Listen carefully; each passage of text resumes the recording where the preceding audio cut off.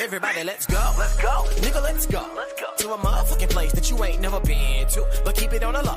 Where you can absolutely, positively kick it on the side of the stove. Sipping on that 4-0. Nigga, fuck the 5-0 with your pit bull. Don't let them roam around, though. On the path of the loud, go ahead, you can blow. Ain't a motherfucking noose on the aisle. Already been burnt on a pile. You ain't never ever gotta worry. Wish a motherfucker would put the gun to the back of the head of a child. Go wild. Welcome to the land of the colored. All we do is win, never suffer. Ain't no cops in the cover. Where every kid on the block never had a clock. And all families got a father and a mother, but we all living good. Nigga ain't got good, he delivered us cause he could. Well, they couldn't bring crack to the hood cause it ain't no hood. Tyrone and Keisha doing pretty damn good. All the kids wearing hoodies, coming from the back of the 7-Eleven with a bag full of goodies. Skittles with a can of Arizona on deck. From a black tone store cause we mob it like that. All black Benz cause we got it like that. All black rims cause we got it like that. And we ain't gotta worry about nobody shooting us down cause we don't look suspicious. In no neighborhood watch cause we watch the kids. My mama, your mama, we all related. I'm so elated. Never in a million years would have thought a world like this existed. Color, alley, nigga, color, alley, bitch, color, alley, nigga, color, alley, bitch, color,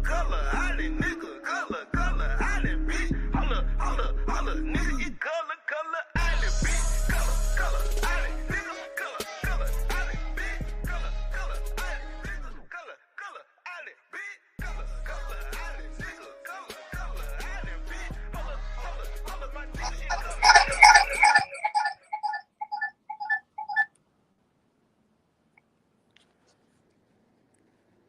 Hey, what's going on, everybody? Let me do a mic check. Can y'all hear me? Sure. Okay. So this video is going to be about reclassification of different indigenous people. I'm just going to focus on Carolina, Virginia, and probably North Carolina, though the text deals with the Americas, period. Also, it's ironic that I found this today after looking for it for a long time. I own the physical text, but didn't have the complete PDF. So let's get started. When you're looking at this screen here, again, this is Jack D. Forbes. What he's talking about is the Mexican leader. He's talking about Kukulkan, right? So we know that was a title. And he's explaining that some of them actually made it to Europe. Now, it was something that I mentioned yesterday, and it was explaining how these different groups of Europeans, they would use Negro, Black, right, Moor, all of these things interchangeably when dealing with anyone who was darker than them, right? So here is talking about this becoming a slave trade, and these slaves, right, that they had taken, they took them to the West Indies. Some of them they also took to Jamaica. It says 1674 a group was sent to Jamaica.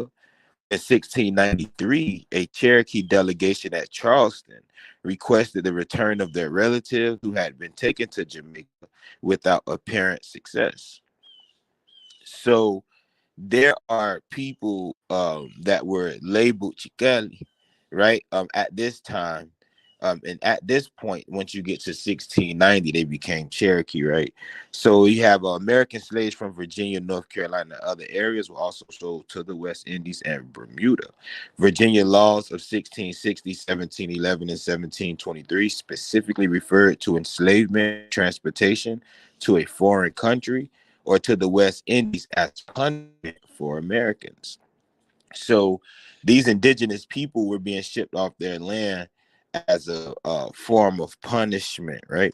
It says an ordinance adopted by South Carolina in 1823 and by Georgia in 1829 seems to suggest that sailors visiting that area included many non-whites. Any such colored seamen were to be imprisoned while in port. but that rule was not applied to free American Indians, free Moors, excuse me.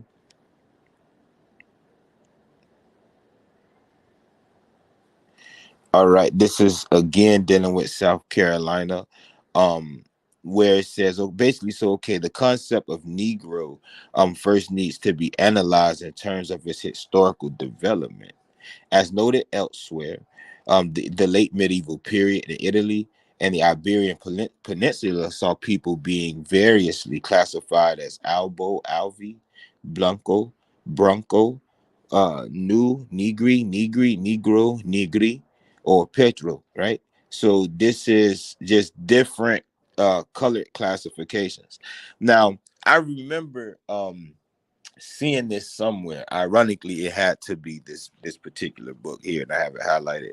But it says in 1524, the Carolina coastal people, it says coastal people, or coast people were said to be of dark color, but not unlike the Ethiopians, which lighter colored people further north with lighter colored people further north.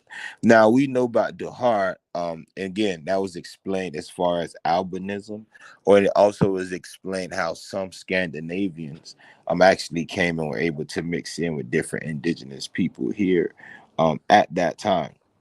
Now, when that's what got us right, the not unlike Ethiopians. But here it says that in 1819, South Carolina judges stated flatly the word Negroes has a fixed meaning, slaves. So when if you were in Carolina at this time and you were considered a Negro or were considering yourself to be a Negro, this is only 1819, then you were considered a slave, a descendant of a slave, and or African, right? But I'm going to share this here that I shared not too long ago, um, right here. Let's see if it popped up. So we have Pedro El Negro, and with Pedro El Negro, what we find is again we'll read it right. So it's basically stating that Pedro El Negro is possibly either dark skinned or of African ancestry to some degree. That or right? That or is very important. And the reason the or is important is because before Africans were transported over here, these people were already being classified as Negroes, black, colored, these different classifications, right? Also, what was going on is they didn't know who was mixed with uh, those people from Africa.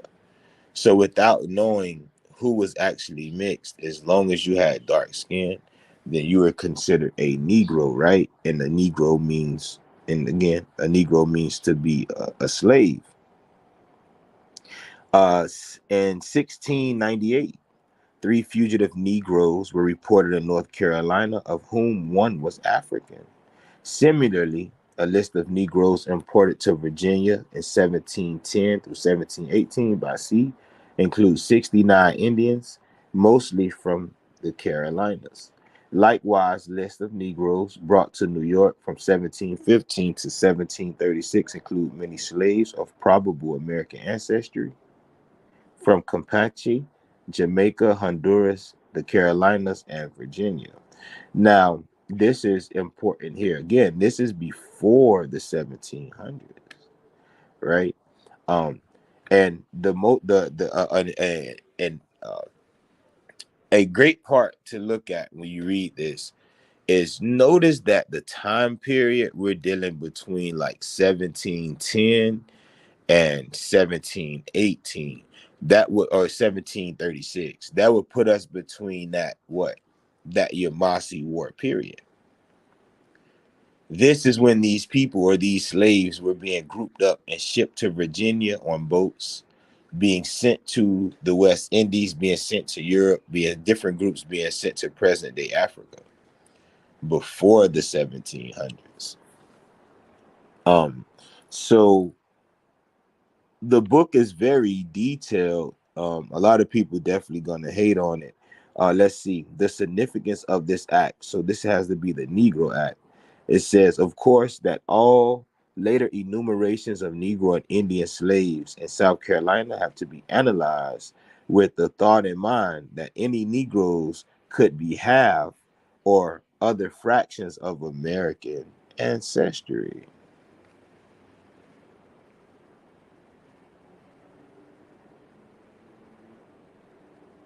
This right here is in Jersey. Let me give let's drop this. So in Jersey, they're talking about Americans and Africans mixing, and where the offspring that they say was a half Indian, half Negro. He plays the fiddle, speak good English, good English. Um, and his country, Indian. Now, again, what is this Negro, right? So you have, again, this is Carolina. So it's talking about the Lumbee and other Native American groups in nearby North Carolina. Okay, so these groups in 1773, Tom, a Negro man of yellowish complexion, much the appearance of an Indian runaway. Hmm, interesting. Yellow in complexion. Those of us that still down here know about uh the red bones, the yellow, you feel me, yellow skin. All this is, it never changes, right? During the Seminole War, a new term seems to have been coined, that of Indian Negroes. One source, General Willie Thompson, asserted in 1835 that, they are descended from the Seminoles and are connected by consanguinity. Other writers refer to them as the hostile Negroes and mulattoes in the Seminole Nation, or simply Indian Negroes. However, and here's the dagger right here. In the Yuchi language, the mixed people of that type were referred to as Goshikpi Tichala. Goshikpi Tichala, meaning red black people. So when he's talking about the red black people, you have a reference to it in the Zoya language. And you also have the Goshik Bechal. You also have this dance that actually celebrates, right, the admixture between those particular children of the sun and these people who had or were presumed to have had African ancestry.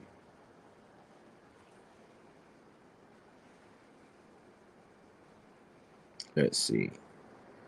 Okay, already noted the first African slaves fled to the natives 1501 and 1503, and that was only the beginning. Individuals or groups fled to Native Americans in the Carolinas in the mid 1520s on the Soto expedition. Okay, so we have them bringing with them Moors or people directly um, from the land of Africa, right? Of present day Africa. And for a moment, yeah, and they basically were running off with the indigenous people. This is going on in the 1500s. Let's see. So it's many examples. Let me get to some other examples that I have noted. So let me change this 4 to a 8 to 58. Let's see. This talking about the Chickahominy. Let's see. Okay. So this is Carolina, right?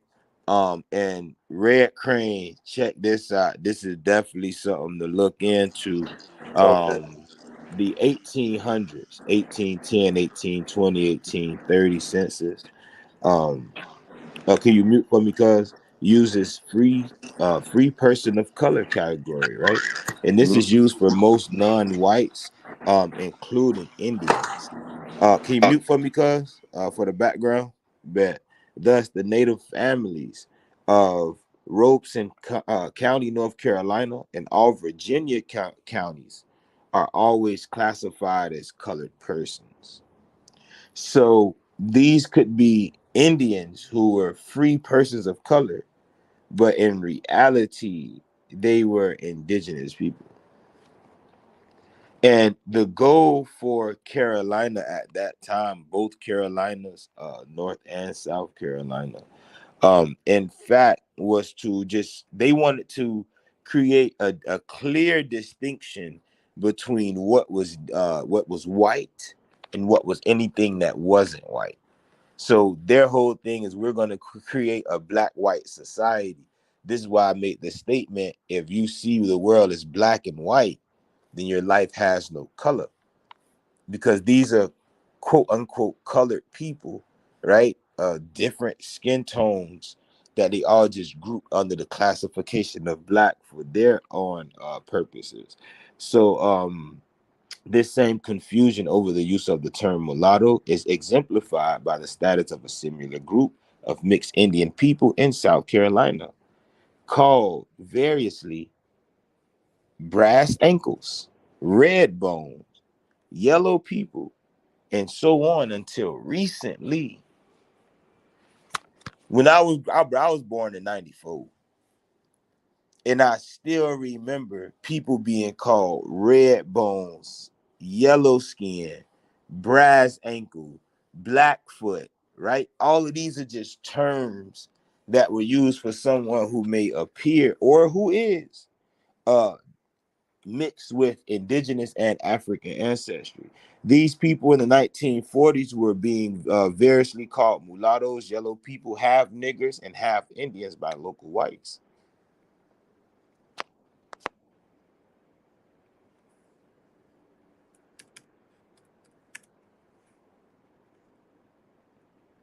South Carolina newspapers feature numerous advertisements of musty slaves. The term mulatto seems to have been used less commonly. Nonetheless, a few examples can be found along with evidence for continued American African interaction up to the Revolutionary War period. So these are different, right? So you have runaway Indian man named Peter, different listings of, what they was calling them: Negro man, half Negro. Let's see. Let me see if I can go up. Boom, boom, boom. So it would appear that in South Carolina, mulatto was used for European American, right? Lighter persons, while in Virginia, mulatto was used for both European American and African American persons. Let's see.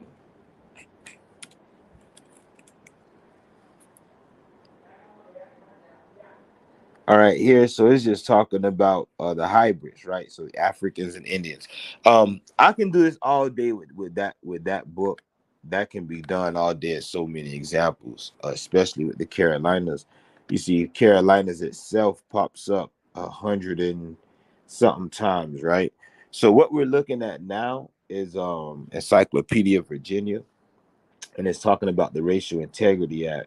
So the racial integrity laws were passed by Virginia Assembly to protect whiteness against what many Virginians perceive to be the negative effects of race mixing.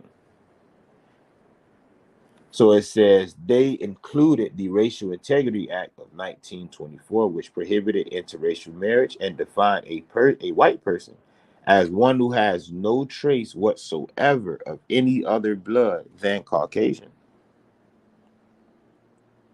This way, wait, excuse me, the Public Assemblages Act of 1926, which required all public meeting places to be strictly segregated, and the third act passed in 1930 that defined a black person as one who has even a trace of African ancestry. This way, this way of defining whiteness as a kind of purity and bloodline became known as the one drop rule. These laws arrived at a time when a pseudoscience of white superiority called eugenics gained support by groups like the Anglo-Saxons Club of America, which argued that the race mixing of whites, African Americans, and Virginia Indians could cause great societal harm despite the fact that the races had been intermixed since European settlement. So this is interesting, right? This is interesting. From his position as State Register of Vital Statistics, Walter A. Plecker micromanaged the racial classifications of Virginians, driven by concern that blacks were attempting to pass as white. This is the game. Virginia Indians were particularly incensed by laws and by Plecker, in particular, because the state seemed intent on removing any legal recognition of Indian identity in favor of the broader category, colored. So they grouped all of these people under the classification um, of colored people, and um, this here is showing you that it was okay for them to get with your woman while they whoop your ass. See, someone said to me on Facebook, let me hit my Sutter. It's Sutter Home Saturday. Someone said to me, I'll get with a white man if it benefits me. In order to save her ass, she would have been her. What's been going on has been going on for hundreds of years. And um,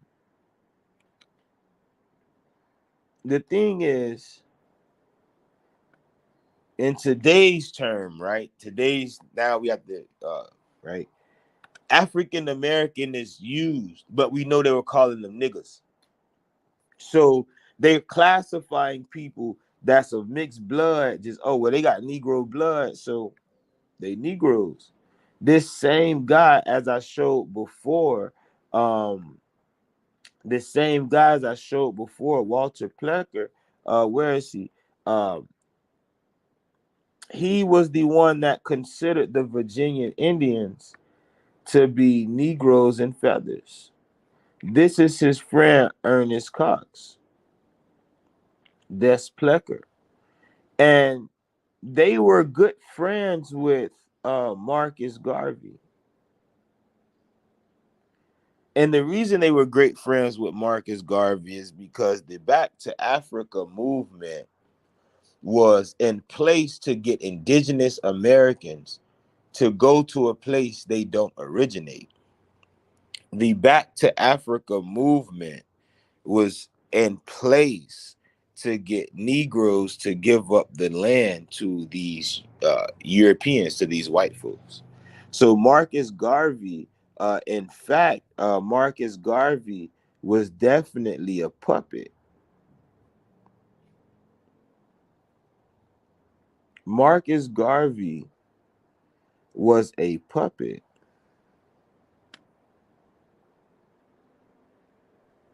Big fact.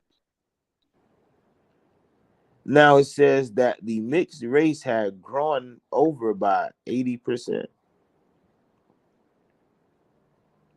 And Europeans said that it would be basically like race suicide if they were to mix in with these other people. This is why they made it illegal for them to do what? To deal with quote unquote Negro women. Now it's not hard, the belief, right? Take the mysticism out of it. Um, it's not hard to see the game on how easy it was just for them to change the paperwork. So if it was that easy for them to change the paperwork, and then in the same time, your story, right, what your grandma told you, it made it all through this. Even the 1900s, we were dealing in the 1500s. Now we're in the 1900s. So we were dealing with 1501, 1503. Now we are 1940. We went over 400 years of these people changing the classification of these different indigenous people. So then you have the Negro Act of Carolina, where they basically had the Negro Act of 1740, and this is where they made another fixed meaning, right, for Negro meaning slave. Was about the Stoner Rebellion. And during this rebellion, right, the facts of the matter is these people in fact were Wale, they were Yamasi, they were Yuchi, these different groups of indigenous people that were dark skinned and still lived on these islands, rebelled against the Europeans. So again, the Negroes, right? So they, okay, anyone who is not completely white in Carolina was classified as being a Negro.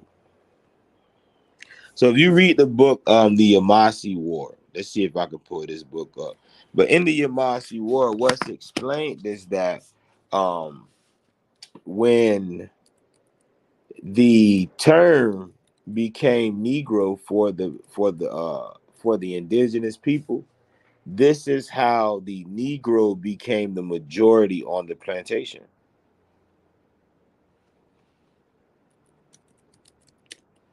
So you have scholars that are giving the facts of the matter that's like, look, the majority of the people on the plantation were actually indigenous people. However, after the war, they start calling the Indians Negroes. And then the majority of the plantation became Negro, simply off a writing of the stroke of the pen.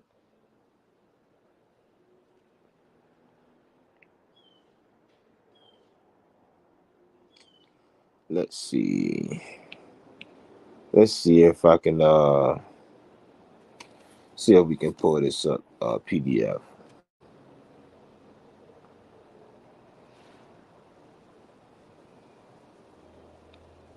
Let's see.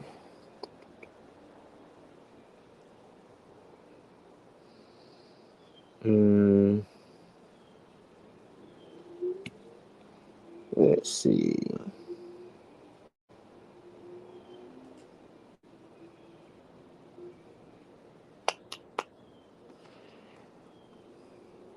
Mm, mm, mm, mm, mm.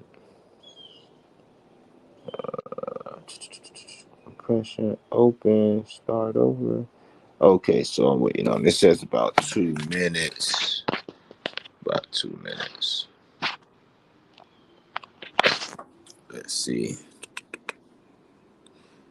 Download.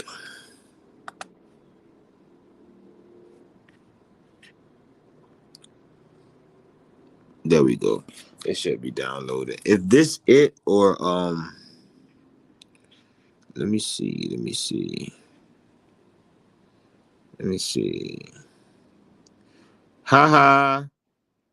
Yeah, this it.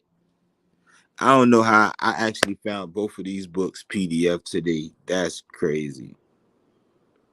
That is crazy. So the Amasi War. Let me look in Negro. Let's see. Okay. All right. Let's see. Let's see. Let's see. Monsters and Men. This is the exact chapter I'm looking for, but all right. So 17, 18. Pope Negro shall be okay. Boom. So here we go. Here we go. Here we go. So right here, 1715, the Common House of Assembly. Let me see. Am I sharing? We on the screen? What we doing? Yep. All right, perfect. So in 1715, the Common House of Assembly drafted an act that sought to legislate out of existence the racial category of Mestiz. So we just learned about what a Mestiz was. Traditionally used by Low Country planters to designate slaves of mixed African and Indian ancestry. They now evidently found it problematic.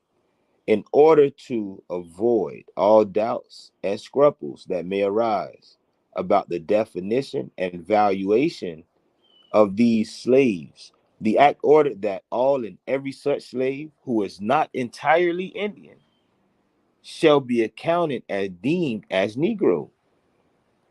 The importance of this first official effort to eradicate the connecting link or middle ground between Indian and African slaves could not be overemphasized. While the language of law cited practical monetary concerns over the appraisal of different types of slaves, the very nature of the act revealed a much more ambiguous agenda. What did it do? It sought for the first time to create a clear and legal demarcation, however arbitrary, between Africans and Indians. Moreover, by declaring that all mixed race slaves be deemed as Negro, it effectively maneuvered the gravitational pull of slavery to that side of the line, with far-reaching implications for such subsequent development of white racial ideology. So what happened?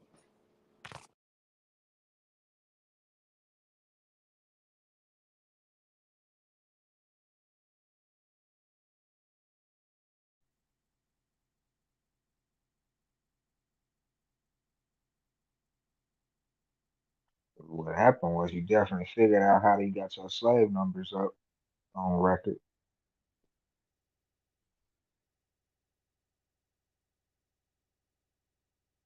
They booted me. My bad. They booted me on the off my phone for some reason. But so in each of these, right, Carolina, Virginia, wherever we look, we begin to notice that if you appeared to be mixed, if you were mixed, and or if you were a slave of mixed ancestry, you were deemed as Negro. So when someone say, "Well, I have mixed blood," and this is in the 1800s, 1900s, even today, we've taken this all the way back to the 1400s. So from the 1400s to the 1500s, they've been doing the same thing. So if they say, well, these people or these Indians are Negroes, and this is in the 1500s, and that story stayed in the family, and that story stayed in the family all the way until now, that's proof that the oral tradition or certain oral stories actually stay the same, right? um Carolina, they had a big problem, and their problem was they weren't allowing Negroes to own anything. So in order to take the land from the Indians, you classify them as Negroes, then you can have what the Indians had. So it's a whole nother game, right? When you do read Jack D. Forbes, you can take it to the Caribs, all these different islands and the Caribs too. Here we go again. So it's talking about having suffered the wrath of runaway slaves like Pompey and Pope, white colonists placed special emphasis on stopping white servants from running away, in company with slaves. So we talked about before the white servants or these white indentured servants that were brought over here on these boats, right? It says that um, just as they sought to legislate racial boundaries by defining the offspring of an Indian and an African as Negro. So think about this. They were calling the Indians Negroes, calling the Africans Negroes, then their babies were called Negroes. What the hell is a Negro? What really is a Negro? A Negro is anyone who isn't white. In simple form, it's anyone who isn't white. This is the game, right? This is the game. So I'm actually done here. I just wanted to do that 30-minute bill. You all can open your mics and we can talk about the reclassification of these people.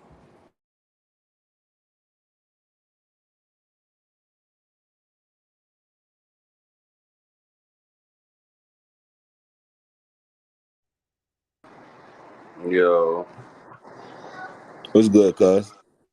shit, cool. Sit my ass down. For real. So I want to end it here. Nobody only I was cause just tapped gonna say in. questions would be good for people who don't Yeah, understand reclassification, the classifications and stuff like let's that. see. Questions would be good. So basically, so it says did white Carolinas intentionally distance themselves from their Indian slaves by regulating them to the fields? Unfortunately, the evidence does not conclusively answer this question. According to Winthrop Jordan, English colonists used the separate meanings of Indian and Negro to triangulate their own position in America. Before they could do this, however, they first had to separate the meanings of Indian and Negro. And evidence suggests that many white Carolinas were in the process of doing just this after the Yamasee War, dagger. So it wasn't until after we got on their ass that they said, hey, we got to separate the meaning between Indian and Negro. That mean that before 1715, Indian and Negro was one and the same. It was synonymous. It was synonymous. Mhm. Yeah.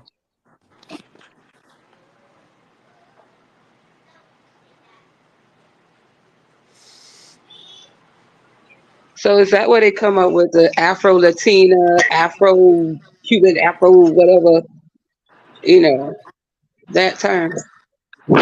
Anybody who's not black is a Negro.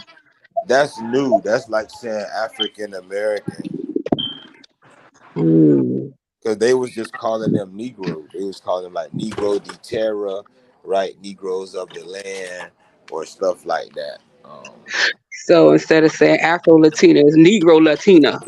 Right. You So ain't black. they would that in the that's again like that's new, right? Hmm. Especially that and that's type shit really deal with music. Um, if you act, you know, Hmm. listening to You also got old boy people they call the negritos. say it again. I say you got Negrito. old boy people who they call the negritos too. Negrito.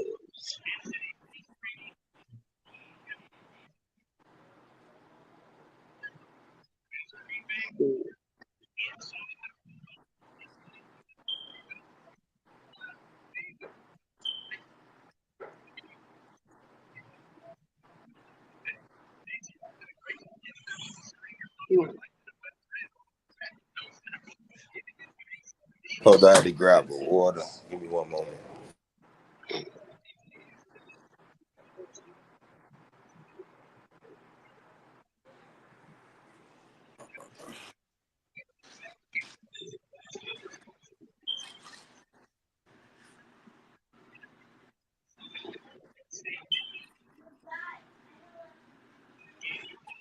So, any questions? Any questions from the panel before I do end it for the you know.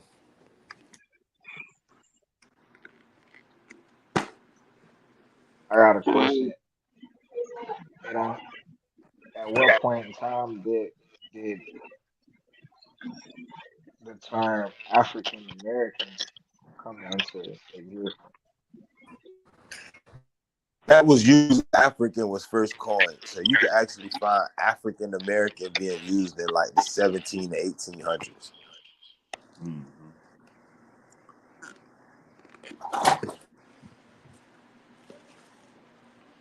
Hey, Lanier, I have a question. Talk to me. Is America Egypt? Hell no. No, Hell what's no. good? So, but would that be a copycat term? Like it's just modernized instead of being Negro because they don't put that shit on the Right, census. right. So it's a So okay, copycat so we term. see that. It's one and the same. Right. So we see that Negro could be anybody with dark skin, right? Yeah, So yeah, that means like what they did was like, okay, well, anybody with dark skin gotta be African. So this is when they actually created the term African. yeah, There yeah. was no Africa, there was no even word for Africa in the 15, 16, 17, 1800s. No, I mean in the 16, yeah. 1700s. It was Negro. Anybody darker than them, you classified as Negro. And now they'll call you African. Right. Okay, okay, I get you. By the way, what's up, family? Yo, Cooler, cooler. Yo, what's going down? shit. I seen you call me earlier, nephew. I was in class, this excavation class. Uh-oh. Finna be a minor Yeah, around this bitch. hey, we need Gonna them find on some the gold team. and oil. Ooh, Good. yes, sir. Start excavating around this bitch. Yes, Mm. sir. I ain't thinking that.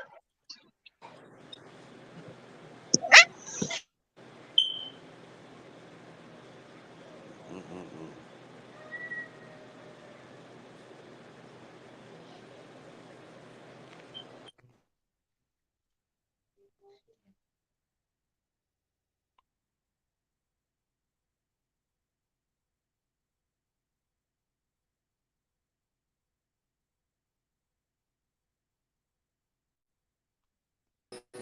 Hold on, I had dropped. What you were saying? Oh,